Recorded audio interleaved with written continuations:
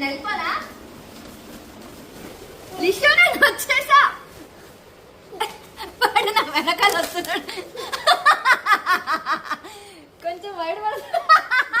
వాడు కనిపిస్తున్నాడా